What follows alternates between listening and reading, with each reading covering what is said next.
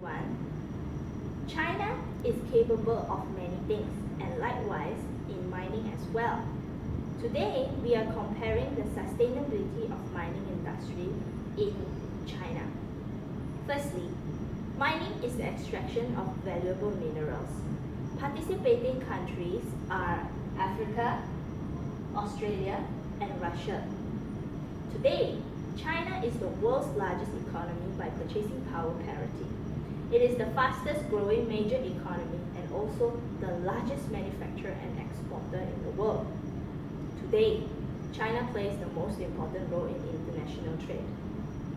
In people and culture, China focuses most on the teachings of Confucius. Ethnicity group comes up about 56, and the majority are Han Chinese, which makes up 92% of the population in China. The majority of the people in China are Chinese, which speaks about 292 languages. However, main language in China is Mandarin, which is spoken 70% of the population in the world. While religion is concerned, 80% of the Chinese are not religious, while the other 20% believes in religions like Christian and Islam. According to Hofstede's dimension, China has the highest power distance. This means that Chinese believes that inequalities are acceptable in anything they do. While individualism is below an average, this tells us that Chinese are highly collectivist. Masculinity, on the other hand, is at 66%, which means Chinese are mostly driven by competition. And uncertainty avoidance tells us that the Chinese do not want to take risk as much as possible, which is at 30%. And finally, indulgence at 24%. Indulgence defines that the ability to control the desire, and which Chinese finds it quite difficult to do. So it could potentially lead us to the high sense of cynicism and pessimism. That's all for my part, so I will pass the time to Belle to continue with our presentation.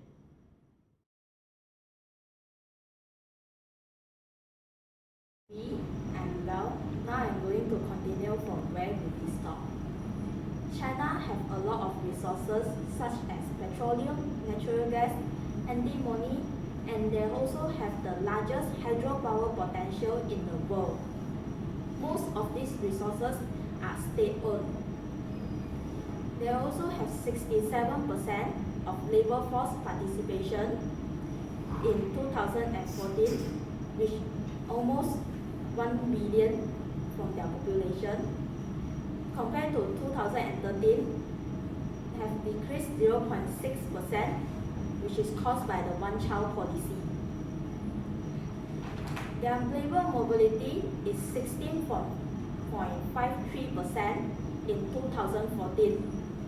This increased a lot from 1982 to 2000 because China is now focused more on manufacture and service sector rather than agriculture sector. And labor start to move from rural area to urban area. China have 9-year compulsory education, which consists of 6-year primary school and 3 years lower secondary school. Normally, they will choose their primary and lower secondary school which locate near their area. They have 3 years upper secondary school after the 9-year compulsory, but upper secondary is not a compulsory. Mostly of them will choose for a better upper secondary, and this will based on their result of senior high school entrance examination. They have compulsory subjects include English, Maths, and Chinese in upper secondary, and they can choose for liberal arts stream or science stream, which is history, politics, geography, and science stream is biology, chemistry, and physics. After after the 3 years upper secondary, they will have their National College Entrance Examination, which is NCEE, and the subject to exam include Chinese, Maths, English, and liberal arts or science. They will have 4 years bachelor degrees in university after this. For the infrastructure contributes 8.5% to GDP every year.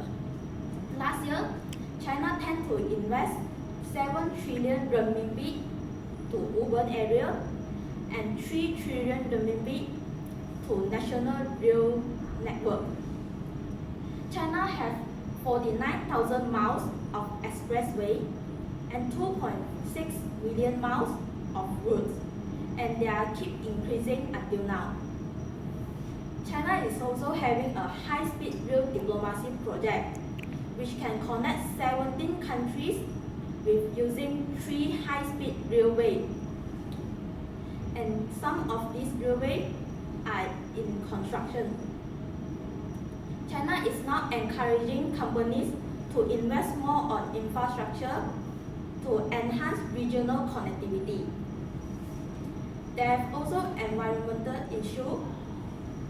2/3 of China's lakes have chemical deficiency, which is caused by pollution.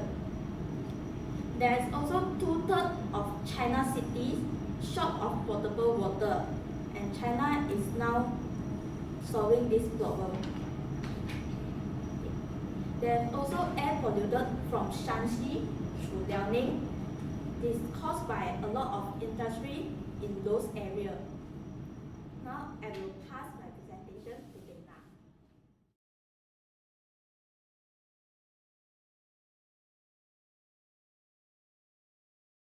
Thank you, Cheng-Yan. Now, I'm going to talk about China's political environment. Firstly, China's political system, they practices authoritarian regime. Before that, they were in communism and they are planning to change their system to socialism. However, they are still currently practicing authoritarian regime where its government restricts individual freedom and demands people to obey rules and regulations blindly. They are also lack of competitive election in their system, as one of its characteristics are unrestrained political power in the government. This happens when there is only one political party is allowed to operate and run the country, and there are no checks and balances in the country. However, now China is is the second richest country following after United States, and businesses might take interest to operate their international business in China. It's mainly because of the cheap labor costs that they can offer, as there are a lot of laborers in China. And in terms of FDI, China is also able to offer a lot of benefits to foreign investors for FDI, such as favorable entry level and arrangements will be given to investors as they seek FDI to increase economic growth in China.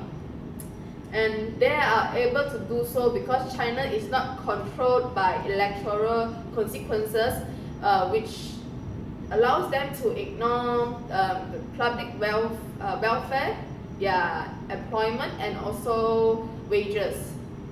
Thus, this allows them to offer more benefits and special benefits to FDI investors and also tax incentives.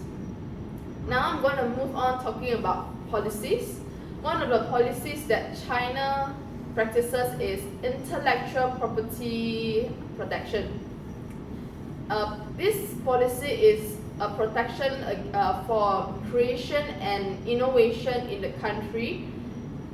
This practice protects every innovation and creation in the country. Therefore, they have a lot of patents and also copyrights in the country, and it restricts kind of restricts advertisements to be allowed in the country, and it will affect some businesses. And next is the local tax and import duties. This tax, there is no, it won't affect their local business. However, it will affect international and foreign businesses, as there are a lot of complicated procedures, and it will affect their cash flow. So it won't be a favorable environment for businesses to run in. And then we're talking about economic interdependence. China joined WTO in 2001. As a result, China, along with US, has practices economic interdependence, and now is the two biggest economy in the world. And also OPEC, it is established in 1986. It is the world's oil organization, and also World Bank, where China is one of the largest borrower of it. And last but not least, I'm going to talk about the cross-border business in China. China has free trade agreements with a few countries. Firstly is Australia. They signed this agreement in 17 June 2015, and this agreement is called CHAFTA. And then they have South Korea, which is signed in November 2014, and also the most known is the ASEAN, 4th November 2012, and last two are Switzerland and also Pakistan. Thank you. I will now pass on the conclusion to Ruby. In conclusion, since China is a developing and rapidly growing country, mining industry will be a great input to the economy. With resources such as iron ore and gold, the economy of the country can make use of interdependence with other countries to increase the income. And since steel is widely used around the world for development, while technology is in vast increase, mining will do a great source of income for the country, in addition to other improvements through trade agreements that China has established over the years, and the labor available. Mining is truly suitable. Based on all that has been discussed from me and my group mates,